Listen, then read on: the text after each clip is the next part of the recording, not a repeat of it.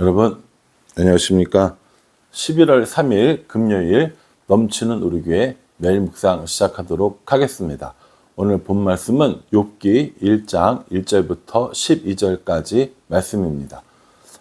드디어 우리가 욥기를 하게 되었습니다. 개인적으로 욥기는 참 어려운 책입니다. 어려운 책이고요. 욥기를 통하여 깨달을 수 있는 교훈들이 굉장히 많긴 하지만 욥기는 좀 정신을 바짝 차리고 묵상해야 되는 책임이 분명합니다. 개인적으로 저는 여러 가지 어려운 이런 시기들을 이 욥기를 묵상하면서 많은 은혜를 경험한 적이 있습니다. 그래서 오늘 다시 이렇게 욥기를 시작하게 된 건 이런 여러 가지 상황들 앞에 하나님 앞에 더욱더 하나님을 부르짖고 찾게 되는 그런 좋은 기회가 되지 않을까라고 생각을 합니다. 이 욥기는 우리가 이전에 공부했던 그 열왕기 상이나 또 어제까지 했던 오바댜 이런 책들과는 성격이 좀 다릅니다. 그런 책들은 어떤 역사적인 상황이나 이런 시대적인 배경들을 좀 아는 것이 되게 중요하지만 이 욥기는 역사적인 상황이나 시대적인 배경과는 사실 아무런 상관이 없습니다. 정확히 이야기하자면 이 욥기는 족장 시대에 있었던 일들을 이야기한 거거든요.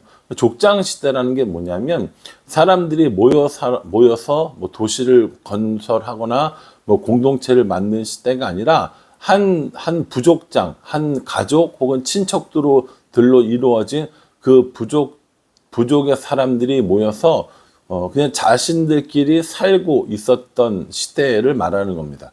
욥의 이 시대가 족장 시대라고 하는 건 여러 이제 그 본문에서 많이 나오니까요. 그때마다 한번 살펴볼 거고요.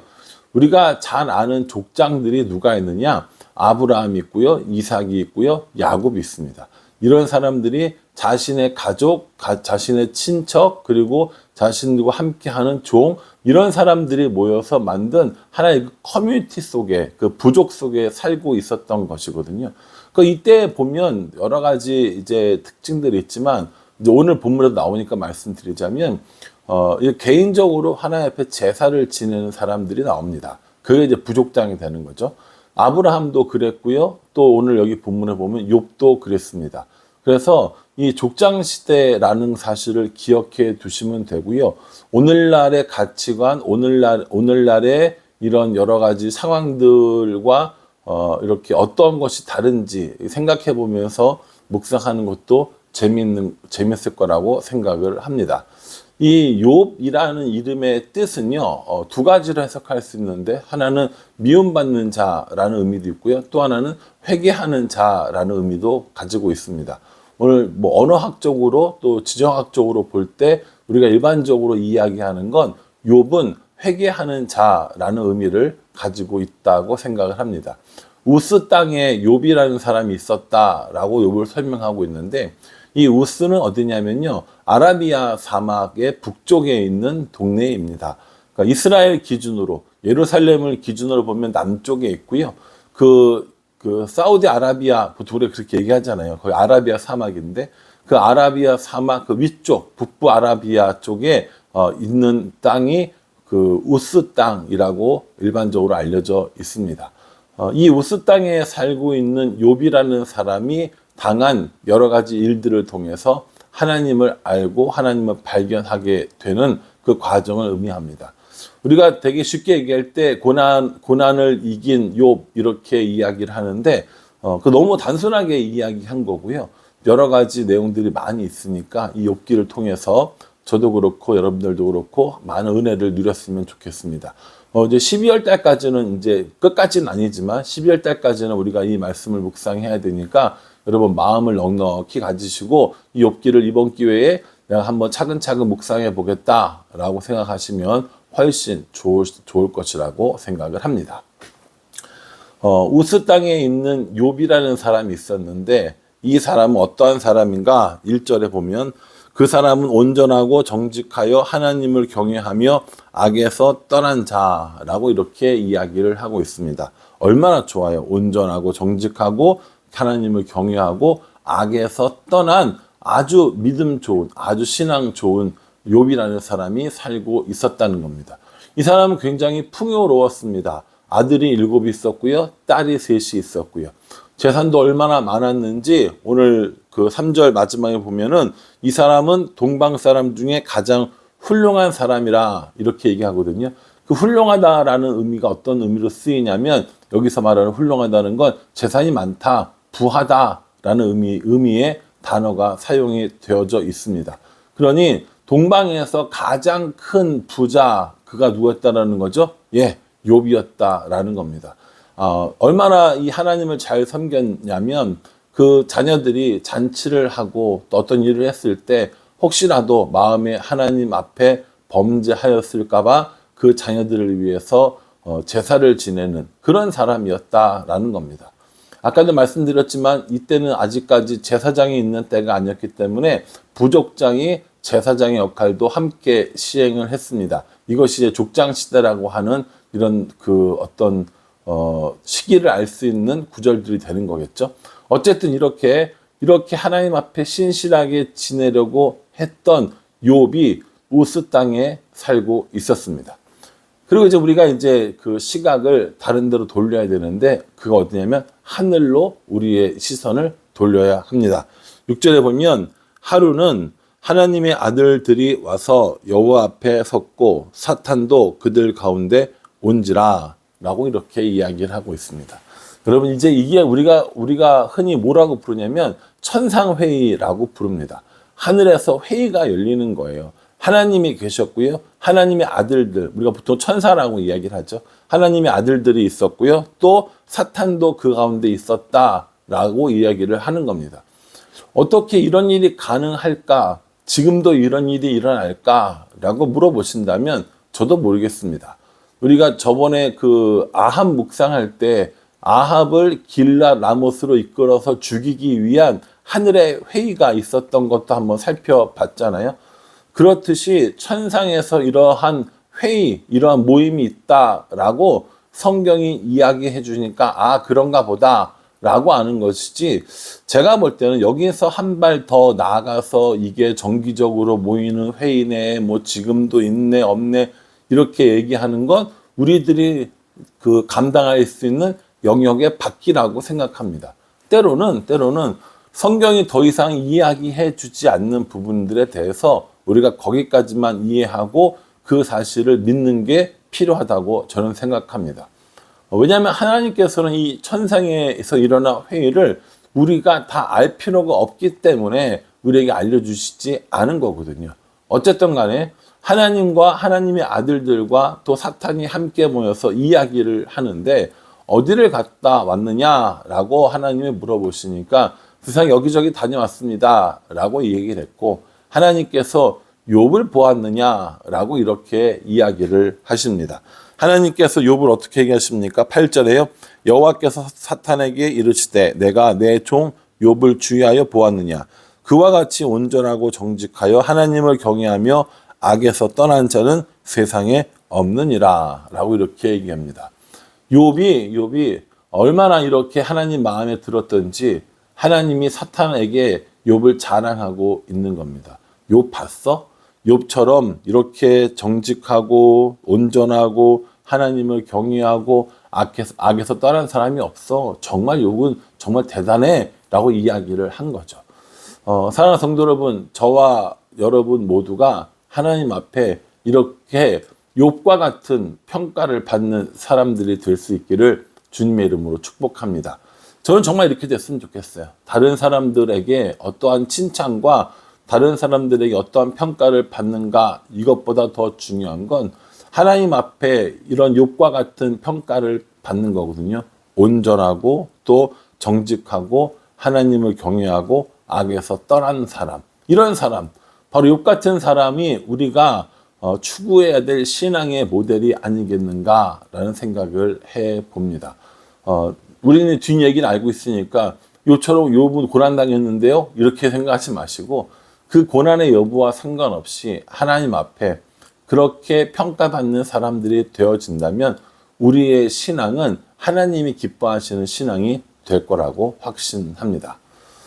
이렇게 하나님께서 욥을 자랑하시고 칭찬하시니까 사탄이 뭐라고 얘기하냐면, 하나님, 욥이 그렇게 까닭없이 그렇게 하나님을 섬기겠습니까? 그렇지 않아요.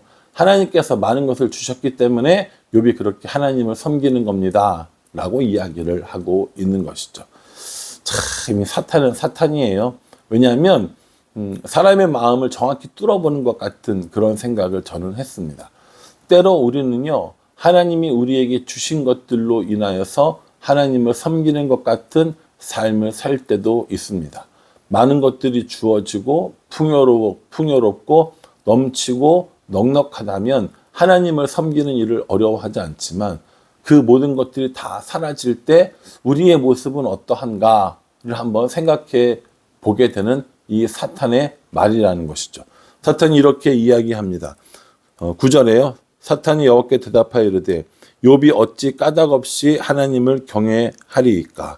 까닭이 있다라는 거죠. 이유가 있다라는 겁니다. 그 이유가 뭡니까? 10절에요.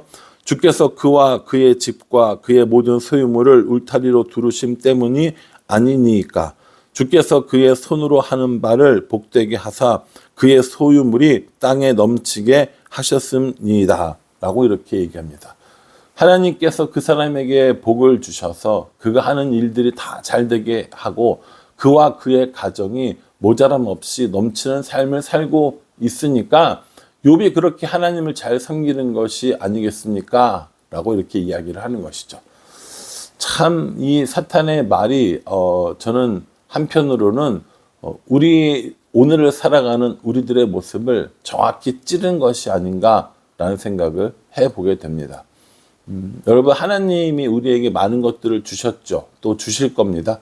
그 은혜, 또 그 사랑, 그 축복 날마다 감사하며 살아가는 게 우리들입니다.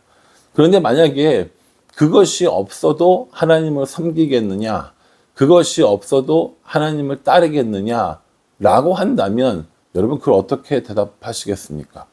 모든 것이 있는 상태에서 없어진다면 어떻게 할 거니? 라고 물어보는 거랑, 정말로 모든 것이 다 빼앗긴 상황에서 우리가 그의 신앙을 보는 것과는 완전히 다를 겁니다. 하나님께서 이 이야기를 듣고 뭐라고 이야기를 하시냐면 12절에 여호와께서 사탄에게 이르시되 내가 그의 소유물을 다 내 손에 맡기노라. 다만 그의 몸에는 내 손을 대지 말라. 이렇게 말씀하고 있는 겁니다. 그에게 있는 모든 소유물을 다 너의 손에 맡기니까 다 없어도 상관없지만 욥을 해치지는 말아라. 라고 이렇게 이야기를 하고 있습니다. 왜 하나님이 이렇게 하셨을까라고 물어보신다면 전 잘 모르겠습니다. 요건 제가 알 수 있는 부분이 아니라고 저는 생각하기 때문인 거죠. 그러나 그럼에도 불구하고 하나님께서 이러한 것들을 허락하신 이유는 죄송합니다.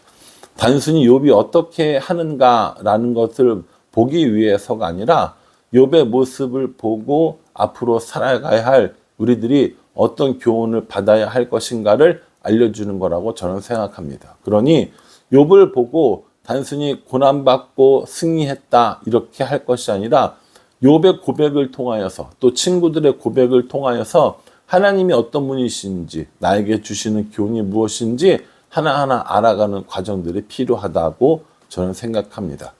제법 긴 이 내용이거든요. 1장과 2장은 산문으로 되어 있습니다. 우리 성경은 다 산문이지만 1장과 2장은 산문으로 되어 있고요. 또 나중에 이제 42장 7절 이후도 산문이고 그 사이에 3장부터 42장 6절까지는 모두 다 시로 되어 있는 그 문학 장르가 그렇다라는 거죠. 그래서 사실은 쉽지 않지만 이거 좀 꼼꼼하게 읽어보면 좋을 것 같고요. 그래서 여러분 이 욥기를 묵상할 때는 이 개정 성경뿐만 아니라 쉬운 성경이나 우리말 성경이나 표준 세번역이나 영어 성경이나 이런 것들을 가지고 함께 읽으시면 좋을 것 같고요. 어려운 단어들은 제가 함께 설명해 드릴 거니까 그런 것들을 참고해서 여러분들이 묵상하면 좋을 거라고 생각을 합니다. 저는 오늘 이 말씀 묵상하면서 하나님 앞에 이렇게 칭찬 듣는 사람이 되기를 기도해야겠다라는 생각을 해봅니다. 사람의 칭찬을 구하는 것이 아니라 하나님의 칭찬, 하나님의 인정을 받는 일이 훨씬 더 중요하다는 사실을 깨닫고 하나님의 칭찬, 하나님의 인정을 받기를 기도하는 욥과 같은 사람이 되어야겠다라고 묵상해 보았습니다. 여러분 오늘 어떤 묵상을 하셨습니까? 그 말씀을 따라서 오늘 하루도 승리하는 삶을 살아갈 수 있기를 간절한 마음으로 축복하며 기도합니다. 기도하겠습니다.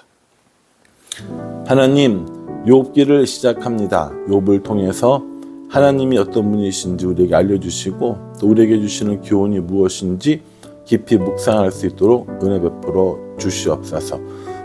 욥이 하나님께 칭찬받은 것처럼 저와 우리 성도들도 그렇게 하나님 앞에 칭찬 듣는 사람들로 살아갈 수 있도록 하나님께서 함께하여 주시옵소서. 욥기를 시작하면서 많은 말씀들을 대하게 될 것입니다. 그 말씀들을 통하여서 하나님을 깨닫고 우리의 나아갈 바를 깨닫는 그런 시간 될 수 있도록 하나님 은혜 베풀어 주시옵소서. 예수님의 이름으로 기도합니다. 아멘. 욥기의 내용이 쉽진 않습니다. 그러니 빠짐없이 꼼꼼히 묵상해서 그 흐름이 끊이지 않도록 하는 것도 매우 중요합니다. 꼭 그렇게 해주시기를 간절한 마음으로 부탁을 드리겠습니다. 감사합니다.